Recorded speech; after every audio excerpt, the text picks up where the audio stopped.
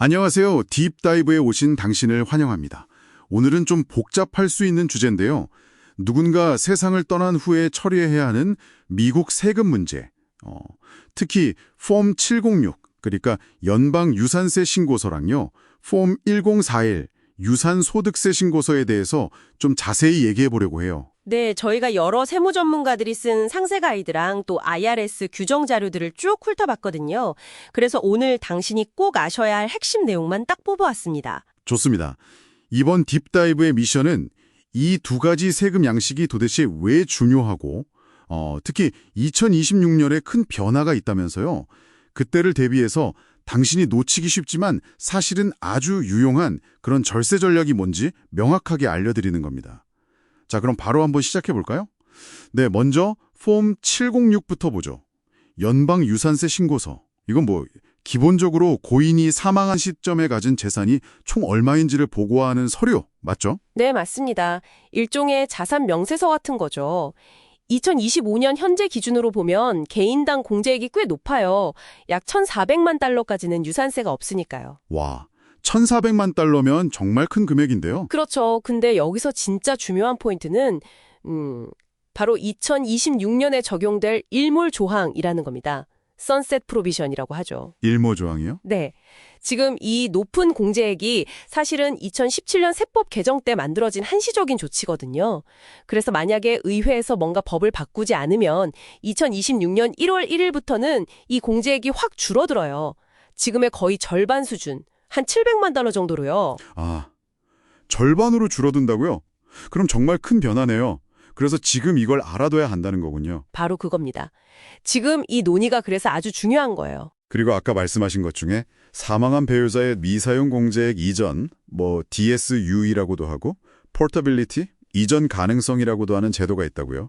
그러니까 먼저 돌아가신 배우자가 쓰지 않은 공제액을 살아남은 배우자가 이어서 쓸 수 있다, 이런 거죠. 네, 정확합니다. 근데 잠깐만요. 이게 자동으로 되는 게 아닌가요? 만약에 지금 당장 우리 집은 재산이 그 1,400만 달러에 훨씬 못 미쳐서 상속세를 낼 필요가 없어요. 그런데도 나중에 혹시 모를 배우자를 위해서 굳이 이 폼 706을 내야 한다는 건가요? 좀 번거로운데요. 바로 그 질문이 핵심입니다. 이게 자동으로 되는 게 아니거든요. 반드시 그 기한 안에 폼 706 신고서를 내면서 이 이전 가능성, 폴터빌리티를 우리가 쓰겠다라고 명시적으로 선택, 일렉트를 해야만 효력이 생기는 거예요. 선택을 해야만요. 네. 그러니까 유산 총액이 지금 공제액보다 훨씬 적어서 당장은 세금 낼 일이 전혀 없다고 해도 이걸 해둬야 한다는 거죠. 당장은 좀 불필요해 보일 수 있지만 이게 나중에 특히 2026년에 공제액이 줄어들고 나서 배우자가 내야 할 수도 있는 세금을 막아주는 중요한 보험 같은 역할을 하는 겁니다. 일종의 보험이군요. 미리 들어두는. 그렇죠. 특히 2026 생각하면 더더욱요. 혹시라도 기한을 놓쳤다면 아주 방법이 없는 건 아니고요. 사망일로부터 5년 안에는 IRS에 구제 신청을 해볼 수는 있습니다. 리브프로스 2022-32에 따라서요. 알겠습니다. 그럼 다음으로 폼 1041 유산소득세 신고서로 넘어가 보죠. 이건 고인이 남긴 유산 자체가 그분이 돌아가신 이후에 벌어들인 소득에 대한 세금 보고서라고요? 네, 맞아요. 예를 들면 고인이 남긴 건물에서 임대료가 계속 나온다거나 아니면 주식에서 배당금이 나온다거나 하는 경우죠. 아하, 그런 소득이 연간 총 600달러만 넘으면 신고해야 한다. 이건 금액 기준이 낮아서 해당되는 경우가 꽤 많겠는데요. 비교적 간단해 보이기도 하고요. 혹시 여기에도 숨겨진 전략 같은 게 있나요? 네, 간단해 보이지만 아주 강력한 절세 전략이 숨어 있습니다.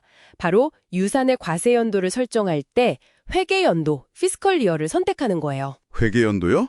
보통은 1월 1일부터 12월 31일까지인 영년을 쓰잖아요. 그렇죠. 개인은 대부분 영년을 쓰지만 유산은 좀 특별해요. 12월 31일이 아니라 다른 달의 마지막 날을 회계연도 종료일로 정할 수 있는 유연성이 주어지거든요. 그게 왜 그렇게 중요하죠? 어떤 이점이 있는 건가요? 예를 들어 볼게요. 만약 6월에 유산에 속한 부동산을 팔아서 큰 양도 차익이 발생했어요. 그리고 다음해 1월에 변호사 비용이라든지 관리 비용이 많이 나갔다고 해보죠. 만약 일반적인 영년, 그러니까 12월 31일을 기준으로 하면 어떻게 될까요? 그러면 6월에 생긴 큰 이익은 올해 세금으로 잡히고 다음에 1월에 쓴 비용은 내년 세금 계산에 들어가니까 아, 이익과 비용이 다른 해에 잡히는군요. 그럼 당장 내야 할 세금이 클 수도 있겠네요? 정확합니다. 바로 그거예요.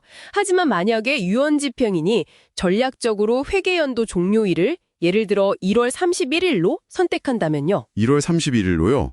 그러면 6월의 이익이랑 다음해 1월의 비용이 같은 과세 기간 안에 묶이는군요. 그렇죠.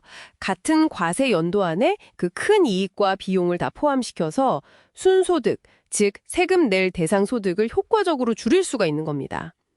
이게 왜 중요하냐면 유산소득세는 세율 구조가 좀 특이해서요. 아주 낮은 소득 구간만 넘어가도 바로 최고 세율이 적용돼 버려요. 2024년 기준으로 보면 과세소득이 약 15만 450만 달러 넘어도 최고 세율을 내야 하거든요. 와, 15만 4,500달러면 정말 금방 넘겠는데요? 네, 그래서 이 회계연도 선택이라는 전략 하나면 잘 써도 세금을 정말 상작에 아낄 수 있습니다. 그리고 이 선택은 EIN, 그러니까 고용주 식별 번호 신청할 때 하는 게 아니고요. 첫 번째 폼 1041 신고서를 낼 때 우리가 원하는 회계연도 종료일을 명시해서 제출하면 됩니다. 첫 신고 때 정하는 거군요. 알겠습니다. 아주 유용한 팁인데요. 네, 그리고 또 한 가지 흥미로운 점은 이 폼 706과 1041이 완전히 별개가 아니라 서로 영향을 준다는 거예요. 서로 영향을 준다고요? 어떻게요? 폼 706에서 결정되는 것 중에 중요한 게 사망 시점의 자산 가치잖아요. 이 가치가 나중에 유산 관리인이 그 자산을 실제로 매각할 때 폼 1041에서 양도소득세를 계산하는 기준, 즉 취득 원가가 됩니다. 그 스텝업 규정 말씀이시군요. 네, 맞습니다. 세법상 이 스텝업 규정 때문에 고인이 아주 오래전에 정말 싸게 산 자산이라도 사망 시점에 시장 가치, 페어마켓 밸류로 취득 원가가 리셋되는 효과가 있죠. 그러니까 예를 들어 할아버지가 50년 전에 10,000달러에 산 땅이 돌아가실 때 100만 달러가 되었다면 유산이 그걸 팔 때는 취득 원가를 10,000달러가 아니라 100만 달러로 보고 양도 차익을 계산한다. 이런 거죠? 네, 바로 그거예요. 그래서 폼 706에서 자산 가치를 어떻게 정확하게 평가받느냐가 나중에 폼 1041에서 낼 양도소득세에 직접적인 영향을 미치는 겁니다. 와, 그렇군요. 그럼 정말 이 두 가지 신고는 따로따로 볼 게 아니라 하나의 큰 그림 안에서 연결해서 생각하고 전략을 짜야겠네요. 맞습니다. 통합적인 관리가 아주 중요합니다. 자, 그럼 오늘 딥다이브 내용을 한번 정리해 볼까요? 당신이 꼭 기억하셔야 할 핵심 두 가지를 짚어보겠습니다. 첫째, 지금 당장 유산세 낼 일이 없더라도, 그러니까 유산가액이 공제액보다 낮더라도 2026년에 공제액이 줄어들 가능성에 대비해서 특히 생존 배우자가 있다면 그 배우자를 위해 이전 가능성, 포터빌리티를 확보하는 차원에서 폼 706 제출을 신중하게 고려해야 한다는 점, 이거였죠. 네, 그게 첫 번째 핵심입니다. 미래를 위한 보험이죠. 그리고 둘째, 고인이 남긴 유산에서 발생하는 소득에 대한 세금, 즉 폼 1041을 신고할 때 세금을 절약하기 위해 회계 연도 선택이라는 아주 강력한 도구를 전략적으로 활용할 수 있다는 점 기억나시죠? 네, 맞습니다. 수익과 비용 발생 시점을 잘 보고 유리한 기간으로 묶는 전략이죠. 이게 당신에게 어떤 의미가 있을까요? 이런 정보들이 그냥 복잡한 세금 규정처럼 들릴 수도 있지만 사실은 당신이나 당신 가족의 소중한 유산 가치를 지키고 또 미래에 발생할 수 있는 재정적인 부담을 줄일 수 있는 아주 구체적이고 실질적인 전략들입니다. 물론 좀 복잡하게 느껴질 수 있어요. 하지만 자격 있는 전문가, CPA나 변호사와 잘 상의하셔서 본인 상황에 맞게 제대로 활용하신다면 정말 생각보다 큰 차이를 만들어낼 수 있습니다. 네, 전문가와 상담하는 것이 중요하겠네요. 자, 마지막으로 당신에게 생각해 볼 질문 하나를 던지면서 오늘 딥다이브를 마무리할까 합니다. 오늘 저희가 이야기 나눈 것처럼 세법은 계속 변하고 때로는 정말 예상치 못한 방식으로 우리 삶에 영향을 미칩니다.